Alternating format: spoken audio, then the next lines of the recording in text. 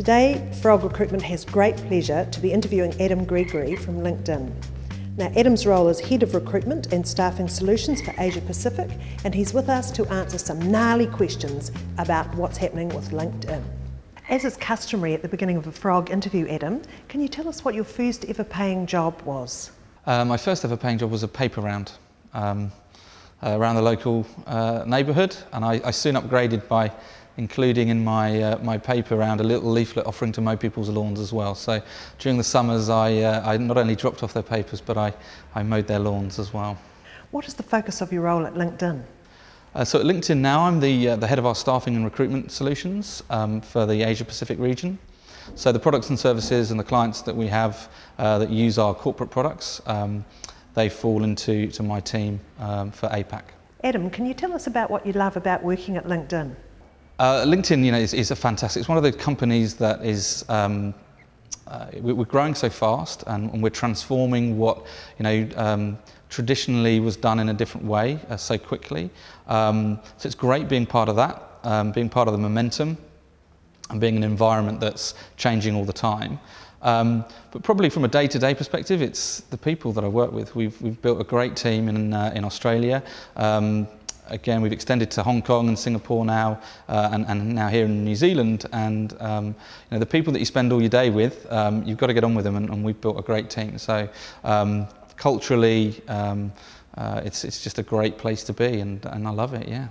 How many people are currently registered as members in the LinkedIn community? So at the moment, we're well in excess of 175 million members around the world. We're growing today faster than we've ever grown before, more than 2 new members joining every second. Here in the Asia Pacific region, we have over 25 million members, and we're growing at a similar click as a proportion of that global membership. So 175, but still got a long way to go, I think, if we're to truly deliver on our mission, which is to connect the world's professionals. Plenty more to come. Now, Adam, tell us, what's happening in the world of LinkedIn? What's new? So we've got a number of things happening at the moment as we grow. We're a consumer web platform first and foremost, and our priority is to our member. So lots of things happening in that regard. We're launching in new languages later on this year. We're currently available in 18 languages, and we'll be adding some more specifically relevant to the Asia Pacific region, such as Chinese. We're also developing, our offering to the consumer member to ensure that they derive the most value out of their membership.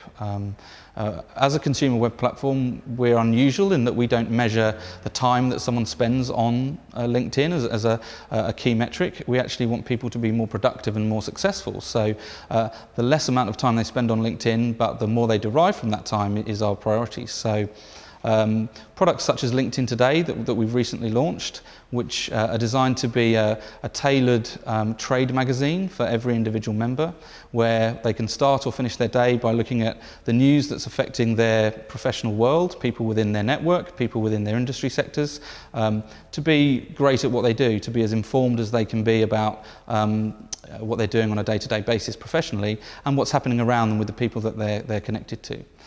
From a corporate perspective, from a commercial platform that our clients use, we've released recently a new product called Talent Pipeline, and that's a product that enables our clients to not only manage the potential talent on LinkedIn for roles that they may be hiring for, but also to manage people that are yet to join LinkedIn.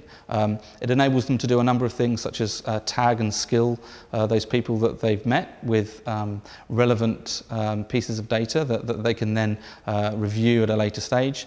And of course, if the individual that they've met then joins LinkedIn, which obviously we would hope they do, it will match that those 2 pieces of information and thus organically grow the network of the individual. So lots of things that we're doing both as a consumer web platform and as a commercial platform for recruiters.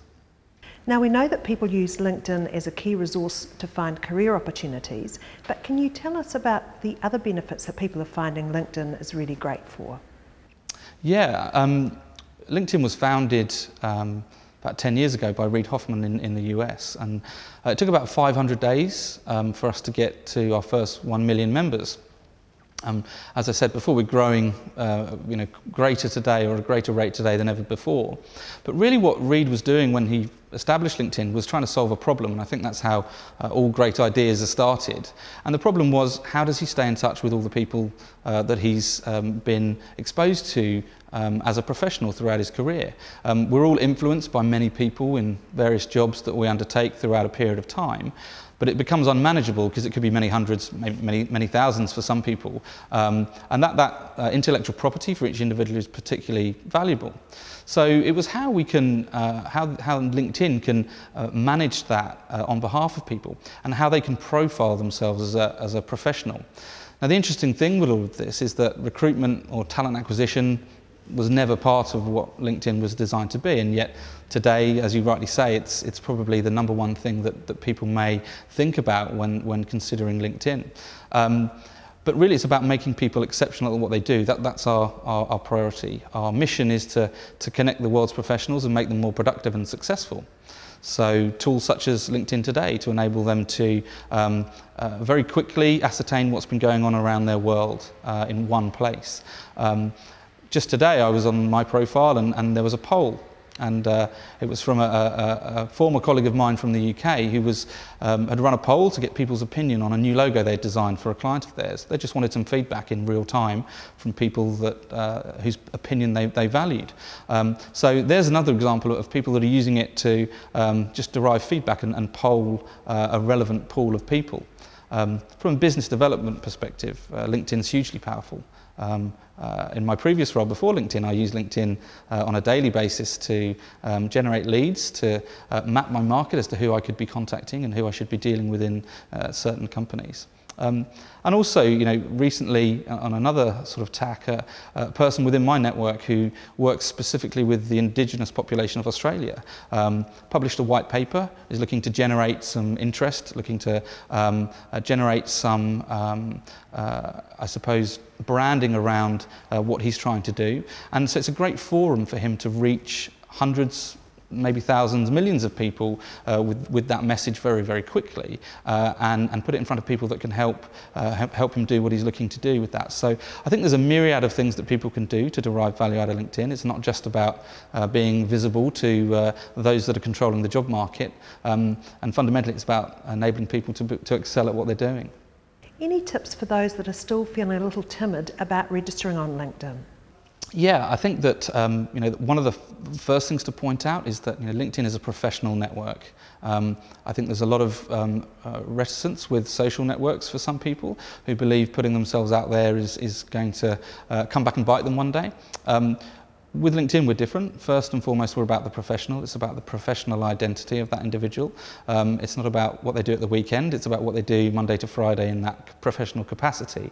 But also, the individual controls that data.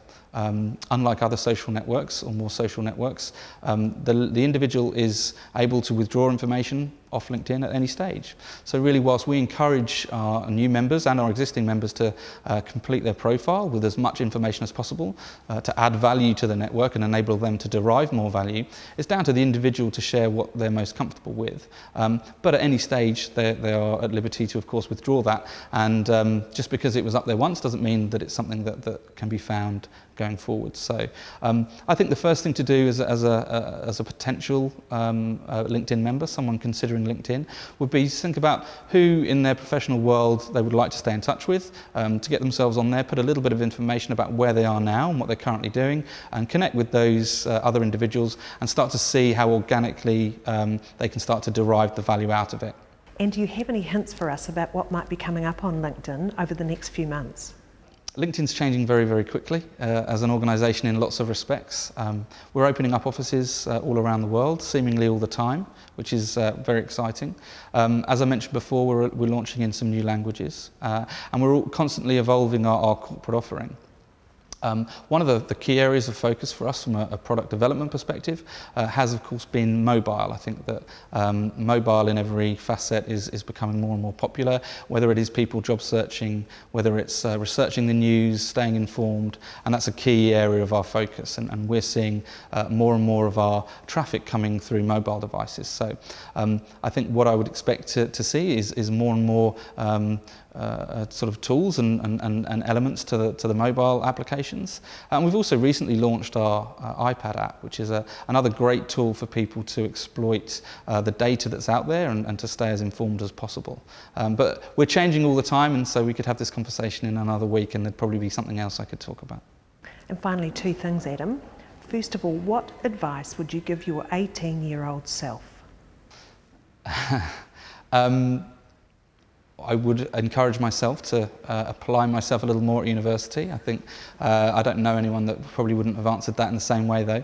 I think the one thing that I've learnt is to back yourself. I found that being wrong's okay because that's how you learn, but your sort of gut instinct about things is quite often a good indicator as to how you should move forward. And I think the 18-year-old Adam would have been a lot easier led than I would have liked. But that said, no complaints. It's turned out okay. And to finish off, can you think of a quote or a saying that really resonates strongly with you as an inspirational phrase? Wow, the one that springs to mind actually.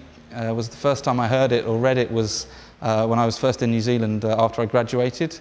I was down in Queenstown and about to jump off a bridge, and it was that if you're not living life on the edge, you're taking up too much space. And I think that was A.J. Hackett that coined that phrase. So that would be one that springs to mind, certainly.